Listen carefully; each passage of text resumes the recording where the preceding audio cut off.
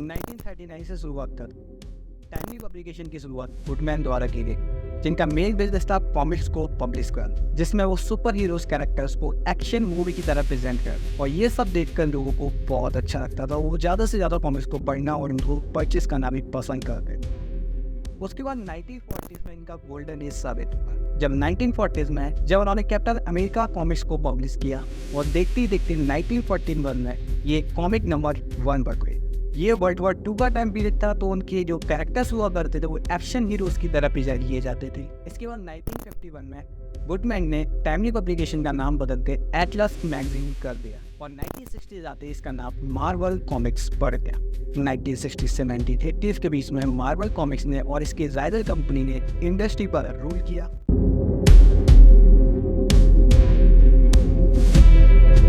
क्या हम कुछ मिस कर रहे हैं? कहीं आप इनके बारे में तो नहीं सोच रहे? ये है सर स्टैनली, जो कि मार्वल के साथ 1961 में एज अ राइटर जुड़े। राइटर स्टैनली और आर्टिस्ट जैक किर्बी ने मार्वल के साथ जुड़कर फैंटास्टिक फोर को नंबर 1 बनाया और इन्होंने कॉमिक्स की इंडस्ट्री को एक नया रूप दिया, उसको बदल कर दिया। लियो और किर्बी ने मार्वल्स के कैरेक्टर्स को और ज़्यादा इंटरेस्टिंग बनाने के लिए उनको रियल वर्ड से इंक्लूड किया, ताकि लोग उनके बारे में बात करें और ज़्यादा से ज़्यादा लोग उन कॉमिक्स को परचेस करें और उन सुपर हीरोज को एक रियल लाइफ का इमेज दे दिया। साथ ही साथ 1916 में उन्होंने स्पाइडरमैन, इंक्रेडिबल हल्क और एक्स-मैन जैसे कैरेक्टर्स को भी लॉन्च, और इन दोनों ने कॉमिक बुक की इंडस्ट्री को बिल्कुल बदल के रखा। Late 1960s and early 1970s में एक new generation of talented creators Marvel studios के साथ जुड़े और 1967 में जिम स्टेरम्बो की एंट्री हुई और उन्होंने स्टोरीज को चेंज किया और कुछ और कैरेक्टर्स को डेवलप किया, जैसे secret agent Nick Fury in the anthology book Strange Tales. 1970s आते ही कहानी एकदम पलट गई। 1970 से 1996 के बीच उन्होंने अपने कैरेक्टर्स को सेल करना स्टार्ट कर दिया, उनके राइट्स को दूसरे स्टूडियोज के साथ सेल करना स्टार्ट कर दिया। 1970s में उन्होंने सबसे पहला कैरेक्टर स्पाइडरमैन को सेल किया, उसके बाद एक्स-मैन, हल्क, आयरन मैन जैसे कैरेक्टर्स को भी 1986 से 1996 के बीच में सेल कर दे। अब वो कहते हैं ना कि वक्त सबका एक जैसा नहीं होता, वक्त सबका बदलता है। वक्त के साथ बदले तो बहुत अच्छी बात है, मगर वक्त ने बंदा तो बदलना शायद मुश्किल हो जाएगा। सेम चीज मार्वल के साथ हुई। जब वो कॉमिक्स बुक सेल किया करते थे तब उसमें कोई खास स्टोरी नहीं हुआ करती थी, केवल एक्शन हुआ करता था, और वो वर्ल्ड वॉर 2 का टाइम था तो लोग उसके साथ कनेक्ट कर पाते थे और लोगों को पसंद आता था। आफ्टर वर्ल्ड वॉर 2 कॉमिक्स में किसी भी तरह का कोई चेंजेस नहीं किया गया और लोगों को वो कॉमिक्स पसंद आना बहुत कम हो गई और कॉमिक्स के प्राइस कम हुए, जिसकी वजह से 1990 में मार्वल का डाउनफॉल शुरू हो गया और 1996 में मार्वल बैंकरप्ट हो गई। कहानी अभी खत्म नहीं हुई, हार के जीतने वाले वो बाजी रख कहते हैं। आफ्टर दिस सेटबैक्स उन्होंने बाउंस बैक किया और उन्होंने अपनी कोर स्टाइल पर काम करना शुरू किया। उन्होंने अपनी स्टोरीज पर ध्यान दिया और नए कैरेक्टर्स को रिक्रिएट करना स्टार्ट किया, डिफरेंट स्टूडियोज के साथ कोलैबोरेट करना स्टार्ट किया और उन्होंने उनके कैरेक्टर्स को बिग स्क्रीन पर ले जाने में बहुत मदद। मार्वल ने अपनी पहली बिग स्क्रीन फिल्म की हावर्ड द डक, जो कि बहुत बुरी तरह फ्लॉप गई। 1993 में अभी अरब को मार्वल का CEO बनाया गया और 1996 से शुरू हुई मार्वल स्टूडियोज की असली कहानी। 2006 Arad quit studio chair and in March 2007 David Mazel was named chairman and Kevin Feige was named as president। जैसा कि हमने पहले बताया कि एक अच्छी स्टोरी और बेस्ट कैरेक्टर ही लोगों के दिलों पर राज कर सकते हैं, तो उसके लिए अच्छी स्टोरी के लिए नए नए राइटर्स को हायर किया गया, एक्सपर्ट राइटर को हायर किया गया, क्योंकि अच्छी स्टोरी चाहिए तो राइटर भी अच्छी होनी चाहिए।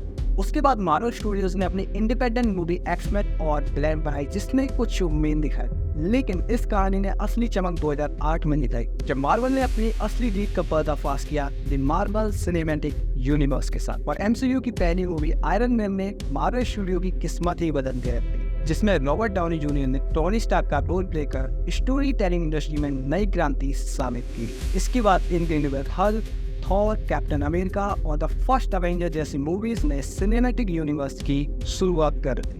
हर मूवी में नए कैरेक्टर जैसे नताशा रोमानोफ को ब्लैक विडो, केन बार्टन को Hawkeye and the mighty God of thunder Thor को पेश किया, जिसने सिनेमैटिक दुनिया में एक नई चमक दिखाई। और रियल सक्सेस का स्टेप चढ़ने का सही वक्त आया 2012 में दी अवेंजर्स के साथ। लेकिन इससे पहले 2009 में Sony return all Spiderman television right and December 31, 2009 को Disney purchase Marvel Entertainment in $4 billion. कहा था ना, वक्त सबका बदलता है। उसके बाद Disney purchase the right Iron Man 2, Thor, Captain America on 2 July 2003। जैसे एमसीयू सक्सेस की सीढ़ी चलने लगा वैसे नए नए कैरेक्टर्स इंट्रोड्यूस किया गया, जैसे कि स्कॉट लैंग को आयरन मैन, स्टीफन स्ट्रैंज को डॉक्टर स्ट्रेंज और कैरल डैनवर्स को कैप्टन मार्वल, टिचाला को ब्लैक पैंथर और कैरल डैनवर्स को एमसीयू की पहली डार्क और मिस्टीरियस सुपर हीरोज के रूप में प्रेजेंट किया गया। मार्वल स्टूडियोज की मार्केटिंग स्ट्रेटजीज की बात करें तो डार्क मिस्टीरियस ट्रेलर, पोस्टर और सिनेमैटिक यूनिवर्स, जिससे उनकी फिल्मों में एक नया जाल बिछा।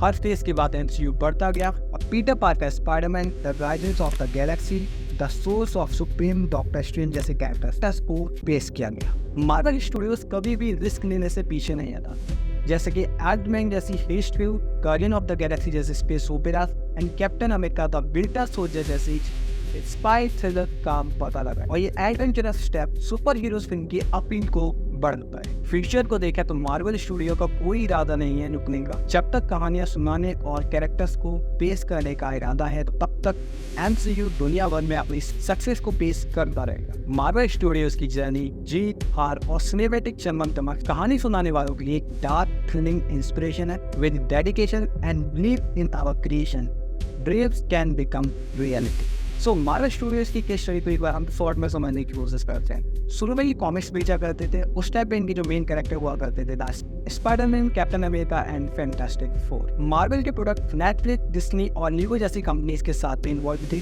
मार्केटिंग के लिए मार्वल इंटरव्यू जो कि उनकी पीआर डिपार्टमेंट द्वारा अरेंज किए जाते थे, प्रमोशन करते थे पोस्टर्स के थ्रू, एडवर्टाइजमेंट, बिलबोर्ड्स के through and promotional partner McDonald's के साथ वो अपने टॉयज को सेल किया करते थे। They face many challenges like financial struggles and competition from rival comics. 1990s में डाउनफॉल शुरू हुआ और 1996 में ये बैंकरप्ट हो गए। उसके बाद बाउंस बैक किया और 1996 में मार्वल फिल्म का नाम मार्वल स्टूडियोज पड़ गया, जिसका मेन रीजन था मोर डेप्थ, ज्यादा से ज्यादा over extension in non core areas और कॉमिक्स का प्राइस कम हो रहा। उसके बाद इन्होंने SWOT एनालाइज किया, S for strength, W for weakness, O for opportunity and T for threats. After these setbacks, they bounced back and focusing on its core strength, comics की stories को change किया और उनके characters को recreate किया। Collaborate with independent studios जैसे कि Lionsgate and the New Cinemas, जिन्होंने उनके characters को big screen पर ले जाने का काम किया। And then the last, Marvel की इसकी स्टडी से अगर हमको सीख सकते हैं तो वो ये है कि focus on core competition,